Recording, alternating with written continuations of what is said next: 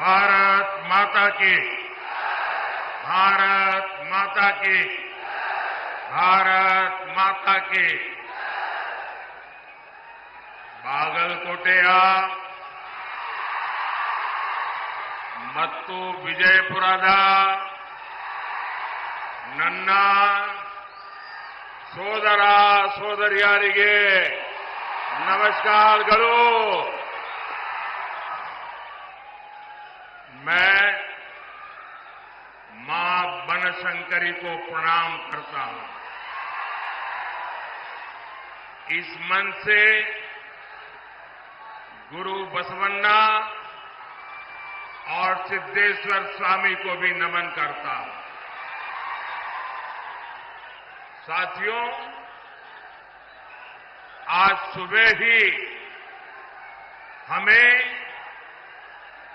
एक दुखद खबर मिली है। संसद में मेरे साथी बीजेपी के वरिष्ठ नेता और सामाजिक न्याय के अग्रणी सिपाही श्रीनिवास प्रसाद जी अब हमारे बीच नहीं रहे। श्रीनिवास प्रसाद जी कर्नाटका की चामराजनगर से सांसद थे। श्रीनिवास जी जमीन से जुड़े नेता थे, सच्चे अर्थ में जननेता थे। अपने इतने दशकों के सामाजिक जीवन में उन्होंने हर क्षण गरीबों, शोषितों, वंचितों की सेवा की। उन्होंने केंद्र और राज्य सरकार में कई अहम मंत्रालयों को भी दायित्व संभाला था। दलित वर्ग के सामाजिक उत्थान के लिए उन्होंने जो प्रयास किए, उन्हें हमेशा याद किया जाएगा। ईश्वर उन्हें सद्गति दे। उनके परिवार और समर्थकों के साथ मेरी संवेदनाएं हैं। साथियों, 2024 का चुनाव भारत का भविष्य तय करेगा। ये चुनाव विकसित भारत के संकल्प का चुनाव है। ये चुनाव आत्मनिर्भर भारत की सिद्धि का चुनाव है। हमारा संकल्प है कि नेक्स्ट कुछ ईयर्स में, आने वाले कुछ सालों में भारत विश्व की टॉप 3 इकोनॉमी बने। आप मुझे बताइए कि भारत को दुनिया की तीसरी बड़ी आर्थिक शक्ति कौन बनाएगा? कौन बनाएगा? कौन बनाएगा? कौन बनाएगा? जी नहीं, आपका एक वोट बनाएगा। आपके वोट की ताकत है जो मोदी को मजबूती देगी और तब जाकर के देश दुनिया में टॉप 3 इकोनॉमी बन जाएगा। हमारा संकल्प है कि हम भारत को मैन्युफैक्चरिंग हब बनाएं। हम भारत को स्किल सेंटर बनाएंगे और ये संकल्प वैकेशन गुजारने वाले नहीं कर सकते पूरा। मौज मस्ती में जिंदगी गुजारने वाले ये काम पूरा नहीं कर सकते हैं। इसके लिए तो विजन चाहिए और विजन के लिए जिंदगी चाहिए खपाने के लिए। जब विजन के लिए जीवन खपाते हैं और जब एक लक्ष्य को लेकर, एक संकल्प को लेकर 24/7 दिन रात काम करते हैं, तब जाकर के संकल्प सिद्ध होते हैं। और इसलिए मोदी का विजन भी क्लियर है और मोदी का जीवन भी 24/7 फॉर 2047। और इसलिए आज पूरा देश कह रहा है, फिर एक बार, फिर एक बार, फिर एक बार, फिर एक बार, फिर एक बार। जरा एसपीजी वाले, ये बच्ची एक तस्वीर लेके आएंगी, कब से खड़ी रही है, उसकी तस्वीर ले लीजिए। बेटा, please write down your name and address. मैं आपको चिट्ठी जरूर भेजूंगा। जरा उनसे एसपीजी के लोग फोटो ले लेना। आप हाथ नीचे करो बेटा, वो ले लेंगे। अब आओ, हाथ थक जाएगा आपका। हाँ।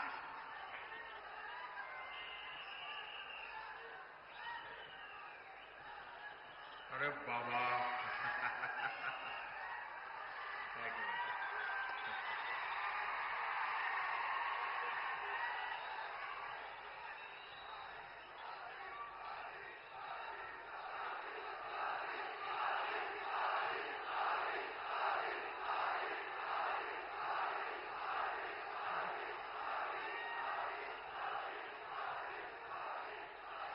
साथियों,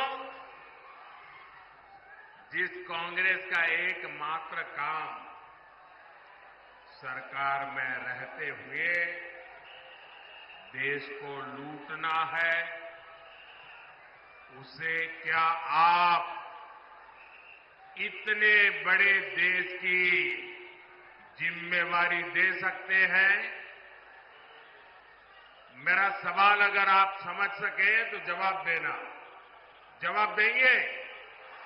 जवाब देंगे? आप मुझे बताइए, जिस कांग्रेस का इतिहास देश को लूटने का रहा है,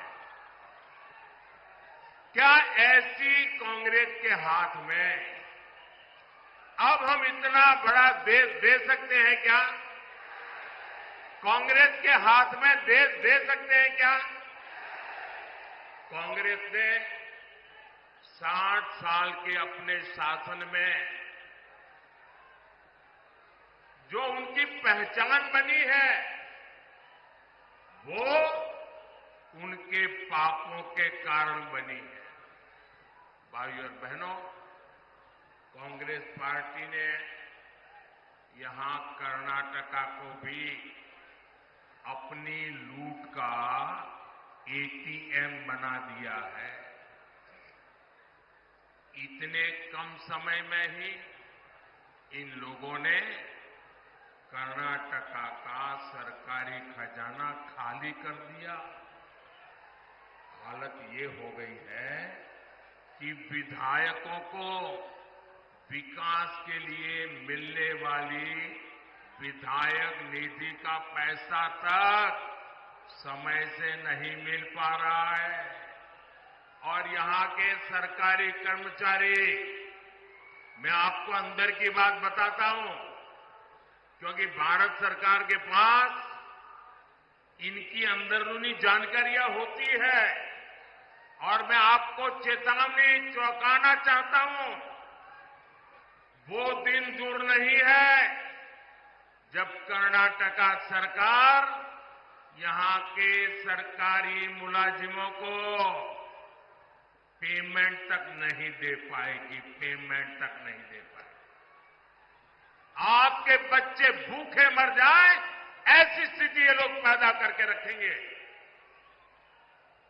जनहित की ऐसी कोई योजना नहीं जो कांग्रेस के भ्रष्टाचार का शिकार न हुई। और इसलिए तो देश के सभी अनुभवी लोग कहते हैं, इतिहास भी कहता है, कांग्रेस आई तबाही लाई, कांग्रेस आई तबाही लाई। साथियों, कर्नाटका में कांग्रेस सरकार नहीं चला रही है। कांग्रेस पार्टी यहां वसूली गैंग चला रहा है, वसूली गैंग चला रहा है। पूरी सरकार इसी प्लानिंग में लगी हुई है कि कहां से वसूली हो, खजाने में पैसा आए और उसको लूटकर अपनी तिजोरी भरें। हमारा कर्नाटका और बेंगलुरु, जिसे दुनिया में टेक हब पर जाना जाता है, टेक हब के रूप में पूरे विश्व में हमारे कर्नाटका ने देश का नाम ऊंचा किया। आज कांग्रेस सरकार ने ये टेक हब को टैंकर हब बना दिया, टैंकर हब बना दिया। पानी के लिए टैंकर माफिया लोग मनमानी वसूली कर रहे हैं और इसका भी कमीशन कांग्रेस के लोगों तक पहुंच रहा है। लेकिन कांग्रेस इतने से संतुष्ट नहीं है। ये लोग 2G स्कैम जैसा लाखों करोड़ के घोटालों वाला स्कैम करने के लिए सपने देख रहे हैं। आप मुझे बताइए, 7 मई को कर्नाटका को लूटने वालों को सजा मिलनी चाहिए कि नहीं मिलनी चाहिए? सजा मिलनी चाहिए कि नहीं मिलनी चाहिए? कांग्रेस के भ्रष्टाचार का हिसाब करना चाहिए कि नहीं करना चाहिए? चून चून करके कांग्रेस को साफ करना चाहिए कि नहीं करना चाहिए? करेंगे? पूरे कर्नाटका में कर देंगे, हमारे बागलकोट में भी कर देंगे, पूरे इस क्षेत्र में कर देंगे। साथियों, मोदी जनता के बीच अपना रिपोर्ट कार्ड को लेकर आता है। हमने कर्नाटका और उस क्षेत्र के लिए कितना काम किया, ये भी आपके सामने है। हमारी सरकार कर्नाटका में कई एयरपोर्ट बना रही है। इनमें से एक बीजापुर में भी तैयार हो रहा है। बागलकोट रेलवे स्टेशन को अमृत स्टेशन के रूप में डेवलप किया जा रहा है। बागलकोट से गुजर रहे नेशनल हाईवे को चौड़ा किया जा रहा है।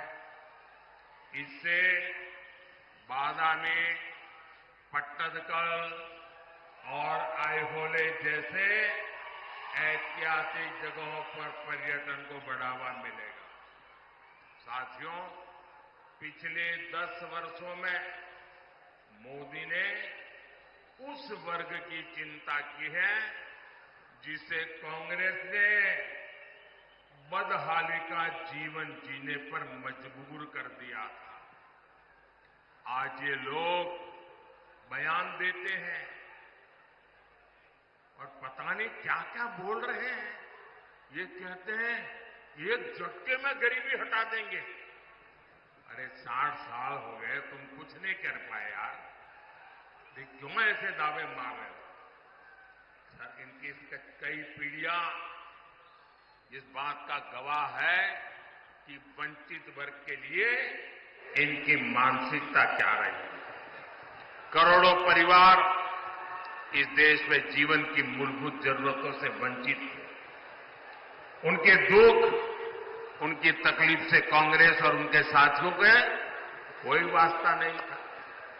आप कल्पना कर सकते हैं, मोदी के आने के पहले हमारे देश में 18,000 विलेजेज ऐसे थे जहां बिजली का खंभा भी नहीं पहुंचा था।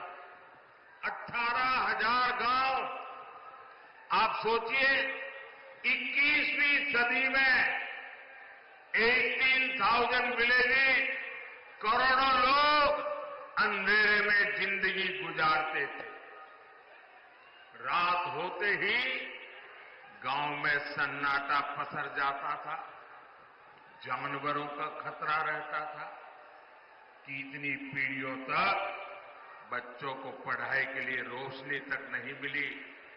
लेकिन जब मोदी को आपने अवसर दिया तो गांव तक बिजली पहुंचाने का समय सीमा में संकल्प लिया, पूरा कर दिया। और उस समय ये लोग मजाक बनाते थे कि पहाड़, रेगिस्तान, जंगल हर जगह से गुजरकर गांव-गांव बिजली पहुंच कैसे सकती है। लेकिन आज देश का ऐसा कोई गांव नहीं जहां बिजली न पहुंचे। इसी तरह हमने पानी की समस्या के समाधान के लिए जल जीवन मिशन शुरू किया। जल जीवन मिशन की शुरुआत से पहले देश में केवल 16% घरों में, 16% घरों में नल से जल का कनेक्शन था। 16%। आजादी के इतने सालों के बाद भी सिर्फ 16%। मोदी ने 5 इयर्स में 75% से ज्यादा घरों तक पानी पहुंचा दिया। 70 ईयर केवल 3 करोड़ कनेक्शन और 5 ईयर में 11 करोड़ कनेक्शन। ये काम मोदी करता है। क्या ये काम मोदी के आने पहले हो नहीं सकता था क्या? वही सरकार, वही नियम, वही फाइलें, वही दफ्तर, क्या आप नहीं कर सकते थे? मोदी ने करके दिखाया। और इसलिए भाइयों बहनों, आपको तय करना है कि देश कैसे लोगों के हाथ में देना है। भाइयों बहनों, काम हो सकता था जब कांग्रेस को गरीब की, वंचित की रत्ती पर थोड़ी सी भी चिंता होती। लेकिन कांग्रेस को कभी गरीब की, वंचित की, दलित की, पिछड़ों की उनको परवाह ही नहीं थी। साथियों, कांग्रेस का यही रवैया हमारे बॉर्डर विलेजेस के लेकर रहा। सीमावर्ती गांवों को कांग्रेस सरकारें जानबूझकर विकास से वंचित रखती थी। वो इसे अपनी रणनीति का हिस्सा बताते थे। यानी करोड़ों लोगों को कांग्रेस ने अपनी राजनीति के तहत बदहाली का जीवन जीने के लिए मजबूर कर रखा था। मोदी ने ये विकास विरोधी सोच बदली। हमने सीमा पर बसे गांवों को आखिरी नहीं, देश का पहला गांव कहना और उसको उस प्रकार से ट्रीट करने का निर्णय किया। आज विकास देश के हर पहले गांव तक पहुंच रहा है। भाइयों बहनों, कांग्रेस की विकास विरोधी मानसिकता का बड़ा बोझ हमारे एससी, एसटी समाज भी को उठाना पड़ा। एससी, एसटी समाज के लोग विकास से सबसे दूर थे। हमने आज पीएम आवास योजना के तहत 4 करोड़ लोगों को पक्के मकान दिए। 55 करोड़ गरीबों के पहली बार बैंक में खाते खुल गए। उज्ज्वला योजना के तहत करोड़ों माताओं बहनों को मुफ्त गैस सिलेंडर मिले। उन्हें धुएं से आजादी मिली। इनमें से सबसे बड़ी संख्या एससी, एसटी, ओबीसी समाज के लोगों की है। आज शिक्षा से लेकर रोजगार तक सरकार की योजना का बहुत बड़ा लाभ इस वर्ग को मिल रहा है। साथियों, बीजेपी कर्नाटका के विकास में अपनी पूरी ऊर्जा लगाती है, लेकिन कांग्रेस हमारी योजनाओं को रोकने में पूरी ताकत लगाती है। हमने बागलकोट की इलकल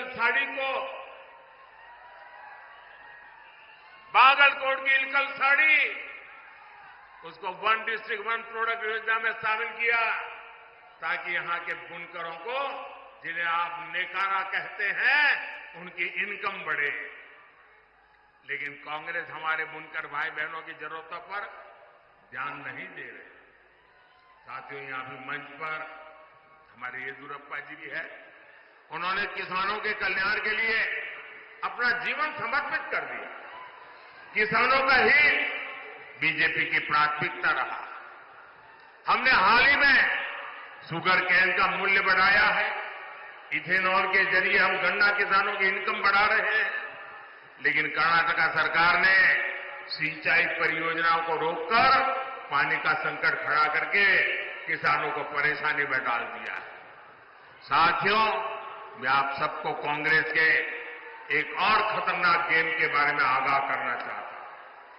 जब से यहां कांग्रेस की सरकार बनी है, तब से कैसी कैसी घटनाएं हो रही हैं, ये आप जरा चिंता का विषय है। उसको एक साथ जोड़ करके देखिए, उसको टुकड़ों में मत देखना। आप सोचिए भाइयों बहनों, हुबली में क्या हुआ, हमारी एक बेटी के साथ क्या हुआ।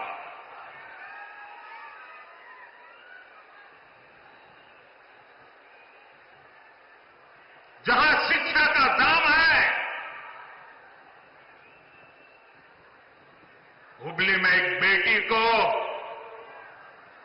एक के बाद एक चाकू के घाव मार दिए जाए, वो दृश्य देखकर हर किसी का दिल दहल गया। लेकिन यहां की पूरी सरकार वोट बैंक को बचाने के लिए बेटी के सम्मान पर ही हमला करने में जुट गई। तुष्टीकरण के लिए कांग्रेस किसी भी हद को पार कर सकती है। साथियों, कर्नाटका में कट्टरपंथी ताकतें बेलगाम हुई है। कोई दुकानदार अपनी दुकान के भीतर हनुमान चालीसा सुनता है तो उस पर हमला हो जाता है।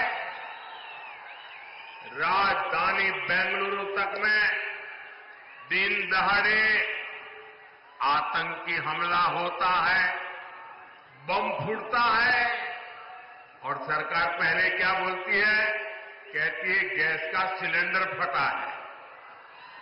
ये गैस का सिलेंडर फटा है कि तुम्हारा दिमाग फटा है। बाद में कहते हैं ये बिजनेस राइवलरी थी। भाइयों बहनों, ये नॉर्मल क्राइम की घटनाएं नहीं है। ये आतंकवाद की, कट्टरतावाद की मानसिकता है, और कांग्रेस सिर्फ वोट पाने के लिए इस मेंटालिटी को प्रोटेक्ट कर रही है, प्रमोट कर रही है। साथियों, कांग्रेस की वोट बैंक की राजनीति के चलते अब देश में एससी, एसटी के अधिकार भी सुरक्षित नहीं है। एक और बीजेपी सरकार ने कर्नाटका में तलवारा समुदाय को एसटी का दर्जा दिया था। कर्नाटका में 3 लाख से ज्यादा परिवारों को हक्कू पत्र दिए गए, लेकिन कर्नाटका में कांग्रेस ने संविधान बदलने, एससी, एसटी, ओबीसी का हक छीनने का अभियान शुरू किया है। हमारा संविधान धर्म के आधार पर रिजर्वेशन की बात नकारता है, नहीं स्वीकारता है। लेकिन कर्नाटका की सरकार ने ओबीसी रिजर्वेशन का हिस्सा मुस्लिमों को दे दिया है। ये इतने से भी नहीं मानेंगे, इन्होंने पहले भी अपने मैनिफेस्टो में धर्म के आधार पर रिजर्वेशन देने के लिए कानून बनाने की बात कही। इस बार भी इनके मैनिफेस्टो में ऐसे ही सिग्नल है और मैं देश के मेरे दलित भाई बहनों को, मेरे एसटी भाई बहनों को, मेरे ओबीसी भाई बहनों को, मैं आपको कांग्रेस के मंसूबों से चेतने की जरूरत समझिए। ये लोग धर्म के आधार पर अपने वोट बैंक को सुरक्षित रखने के लिए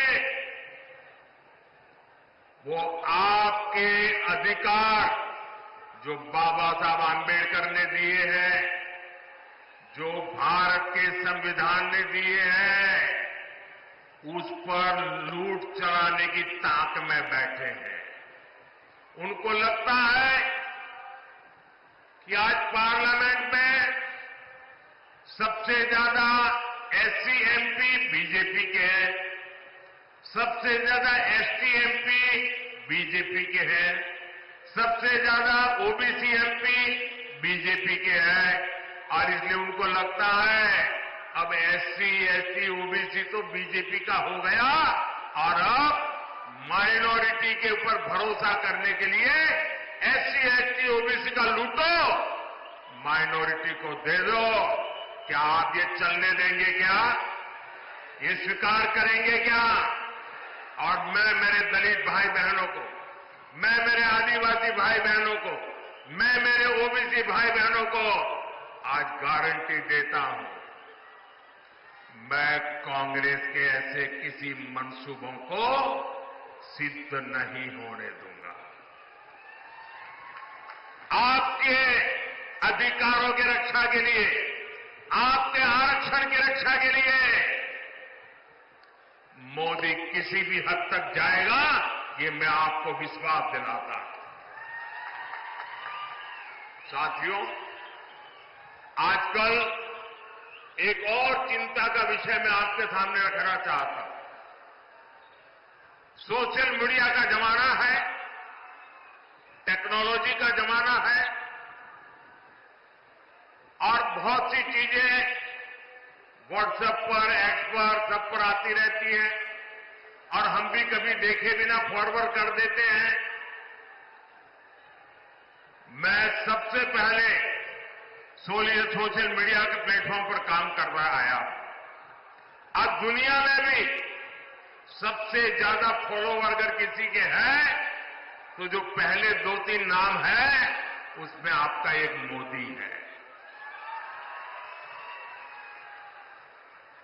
क्योंकि मैंने इस ताकत का सदुपयोग किया, समाज से जुड़ने के लिए उपयोग किया, समाज की भावनाओं को समझने के लिए उपयोग किया, सही बात पहुंचाने के लिए उपयोग किया। लेकिन जो लोग चुनाव हार चुके हैं, मैदान खो चुके हैं, ये लोग इन दिनों टेक्नोलॉजी का उपयोग करके फेक वीडियो बना रहे हैं, आर्टिफिशियल इंटेलिजेंस का दुरुपयोग करते हुए मेरी आवाज में ऐसी भद्दी चीजें आजकल सोशल मीडिया में डाल रहे हैं कि बहुत बड़ा खतरा पैदा हो रहा है। और इसलिए मेरी देशवासियों की अपील है कि कोई भी फेक वीडियो आपको नजर आए, आप पुलिस को जानकारी दो, हमारी पार्टी को जानकारी दो, कानूनी लोगों पर कार्रवाई होगी और उनको सबक सिखाया जाएगा। ये देश का कानून किसी के साथ भी प्रकार के खेल खेलने की इजाजत नहीं देता है। मध्य प्रदेश में चुनाव था, अमिताभ बच्चन की आवाज में उन्होंने ऐसी खबरें चलाई, आखिरकार अमिताभ बच्चन को एक FIR करना पड़ा, वो लोग सारे पकड़े गए। ये खेल बहुत बढ़ाया इन लोगों ने हताशा और निराशा में, और इसलिए मेरे भाइयों बहनों, हमें जागरूक रहने की जरूरत है। ये कोई भी फेक चीज आए उस पर भरोसा मत करना। दूसरी एक बात,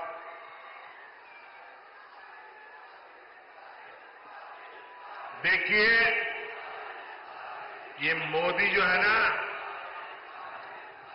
सीना तान करके आंख में आग मिला करके लड़ाई लड़ता है, पीठ के पीछे वार नहीं करता है। आपको याद होगा कि हमारे देश में अचानक एक बार बागलकोट की चर्चा शुरू हो गई थी, आपको याद होगा। जब मैंने बालाकोट में एयर स्ट्राइक किया तो बहुत लोगों को समझ नहीं आया बालाकोट है कहां, तो बागलकोट को ही बालाकोट बांध करके यहां बम गिरे चलाया, आधा पौना घंटा ऐसे ही चला।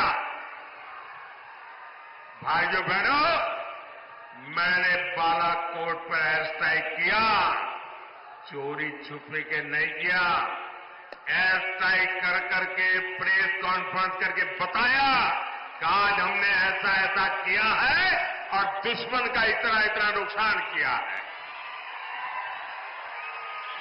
इतना ही नहीं, जब हमने एयर स्ट्राइक किया तो मैंने प्रेस को बुला के रखा था और फौज के लोगों को कहा था कि 11 बजे प्रेस को बताना है, लेकिन मैंने कहा कि उसके पहले मैं पाकिस्तान को टेलीफोन करके सूचना दूंगा कि आज हमने रात को एयर स्ट्राइक की है, तुम्हारे इतने लोगों को मारा, इतनी तबाही की है, उसको बता दूंगा, छुपाऊंगा नहीं। लेकिन पाकिस्तान वाले टेलीफोन पर ही नहीं आते थे, तो मैंने कहा इंतजार करो, हमारे फौज का लोग इंतजार करते थे। करीब 12 बजे बात हुई, उसके बाद मैंने दुनिया को बताया कि मैंने रात को एयर स्ट्राइक किया है और पाकिस्तान के छक्के छुड़वा दिए हैं।